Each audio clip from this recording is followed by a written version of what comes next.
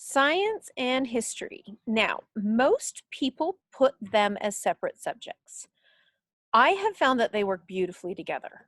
I don't divide history and science, even though I say it that way. We study them together because inventions in science, you have to know the history of what happened during those inventions to find out why they even invented it in the first place. So we study a lot of inventions and inventors, and then we study the time period around that inventor or invention because it influences the invention.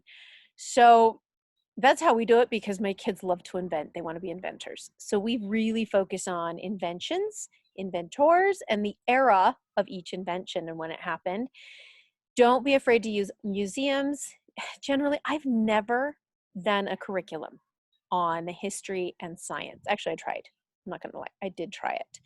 But what I found is our favorite history and science is through just getting a book at the library on Benjamin Franklin, and then the kids would ask a question.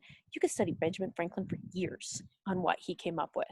So, and all the things that he did. And then we'd go to Thomas Jefferson, and then we'd go to Thomas Edison, and then we'd go to, and we just went from inventor and all the things they did, just go by from person to person, and you will find the most amazing science and history lessons involved in every single one.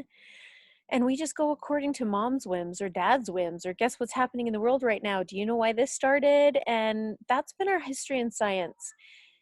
If you are looking for something a little more put together, I will put some links in here about specific science and history, but Netflix and Amazon Prime with their Discovery channels and um, all that, those beautiful movies they have taught my kids more than a textbook ever has. I will never buy a textbook for science or history ever. That is the fastest way to tell a kid it's boring. So my kids have, I don't even know if they've ever seen a textbook on science or history. I really just do the research on how they come up with textbooks and you'll never want one either. So science and history. I will put a few links in at the bottom. There is one woman who was a science engineer at NASA, and she has created a bunch of science projects that are really cool. By the way, she has a great program, and I'll attach that here. Her name is Aurora Lipper. I think that's her right name.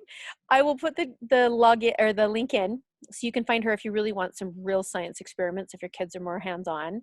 But science and history, don't stress over. They're so easy to just go to museums and go outside and answer questions. They're my favorite topics to teach now. The two I hated the most in school, they were horrid in school. But now the way we're doing it, they're my kids' favorites and they're my favorites. And our passion is starting to come through. And that's really the point of homeschooling. Take a passion, follow it, play with it, enjoy it, and apply it.